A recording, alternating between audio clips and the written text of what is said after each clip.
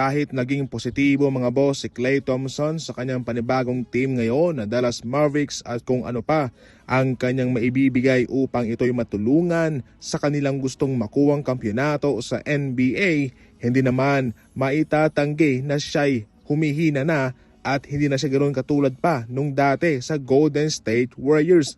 Ibang-iba na siya ngayon. At sa isa sa mga laban nga sa preseason ay wala nga siyang naipuntos, pati sa tres wala rin siyang naipasok.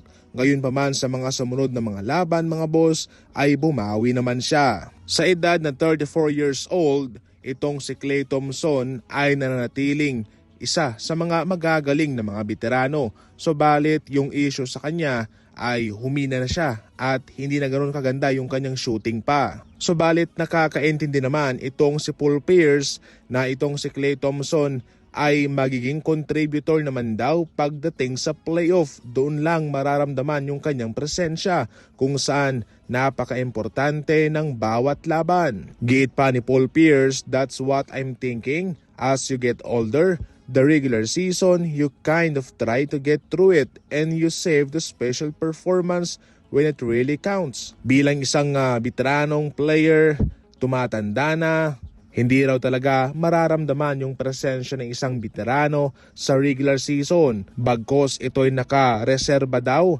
sa playoff sa mga espesyal na mga laban doon. Subalit ang tiwalang ibinibigay ng Dallas Mavericks kay Klay Thompson ang siyang paunti-unting tutulong sa kanya upang makuha niya muli yung kanyang rhythm, yung kanyang buwelo para matulungan rin sila. Bago gumawa ng desisyon ang Lakers mga boss, naging malinaw na sa mga fans nila na siguradong itong si Quincy Olivari ang kanilang mabibigyan ng posisyon sa kanilang two-way contract. Yes mga idol. Yes mga idol, opisyal na nga kinonvert ng Lakers ang kanyang 7-10 deal na kontrata sa two-way deal. Umabot lang naman mga boss sa 57.1% ang kanyang shooting sa field at kanyang tinapos ang kanyang performance versus Golden State Warriors nung Sabado sa kanyang 22 points. Si Quincy Olivari nga rin ho ang nagbigay ng spark sa kauna-unahang panalo ng Lakers versus Milwaukee Bucks mga idol,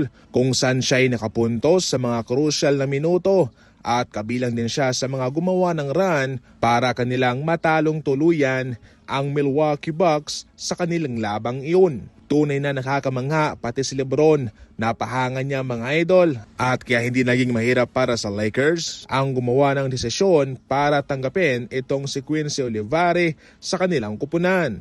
At bago pa nga na mangyari ito, alam na mismo ito ng mga fans ng Lakers at pati ng mga netizen na siguradong itong si Quincy Olivari ang mag-stand out sa kanilang training camp. Dahil dyan, kanyang pinalitan si Castleton na iniwave naman kanina ng Los Angeles Lakers. So yan lang muna sa ngayon ng ating mga NBA updates. Maraming salamat po sa panonood.